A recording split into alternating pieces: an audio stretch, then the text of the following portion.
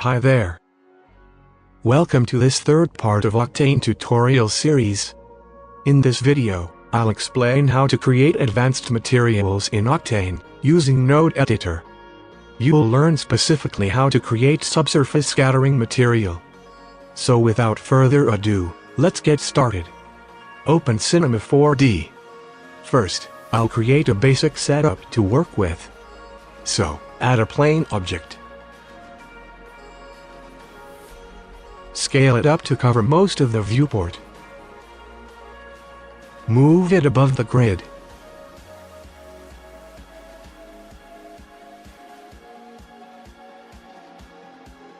Again, add a figure object, so that we can apply our subsurface scattering. Place this object in such a way, so that it sits on the plane.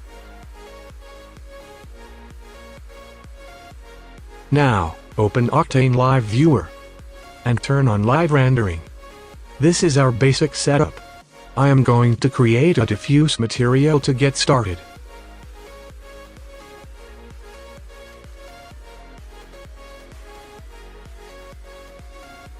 Double-click to open Material Editor.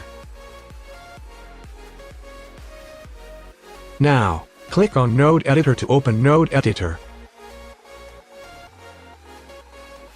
And close the Material Editor.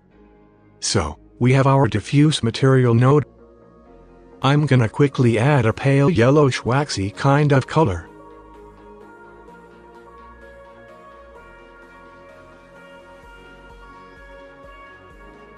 Now, duplicate this material by left-click and drag, while holding the Control button, or Command on Mac. Go to Properties, click on Basic tab, and change this material type to specular. Go to the roughness channel and increase it up to this for now. We'll change this value later. Go to reflection channel and decrease it just like this. Now, we have created two materials in our node editor. We want to move on to the next step.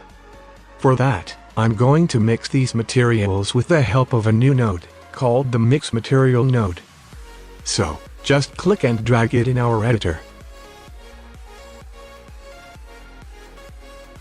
Now, attach the specular material node to Material 2 and our diffuse material to Material 1.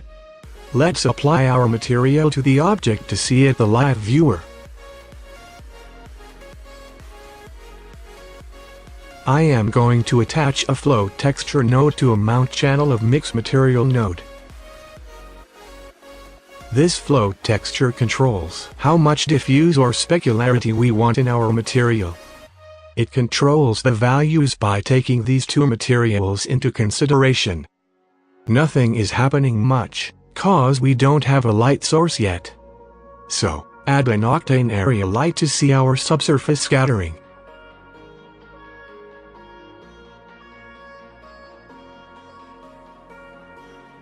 Move it backward and rotate it by 180 degrees.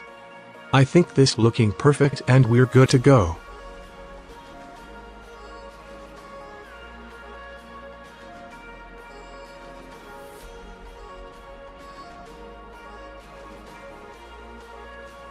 Again, open our node editor.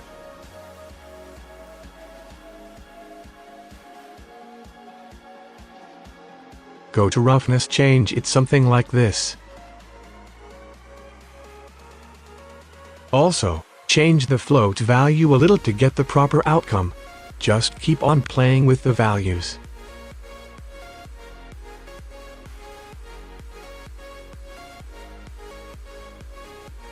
Now, add an absorption medium.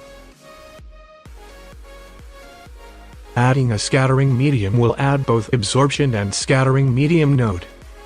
Connect this to the medium channel of specular material.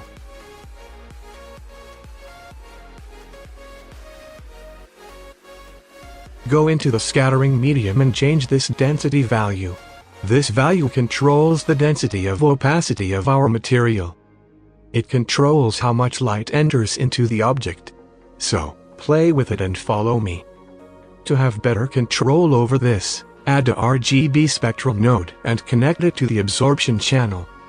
Add a flow texture node to scattering medium. Now, we can control the scattering of light with this float value. Move the area light towards the object to see it properly.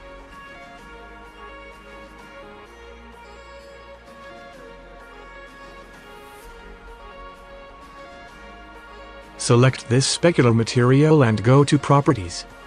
Click on this index channel. Here, decrease this value to 1, to make it more non-metallic and waxy. I already told you about this channel in my previous tutorial.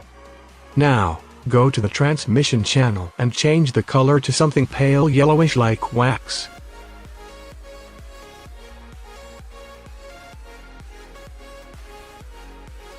This is looking much better, and we can now say that it looks like wax. Here, you can see the scattering of light properly. Now, you have to play with float values. Change the roughness values and index. Just play with all these to get your desired result and look. Experimenting is the most important step for a motion graphics artist to learn something. So, that's all for now. I hope you liked this video. In the next video, I'll show you how to add dirt maps. So, stick with me to the end of this series. You'll learn so much from this. If you liked this video, then do subscribe to my channel. Give it a like and comment down to add some more points to it. Thanks for watching. Bye.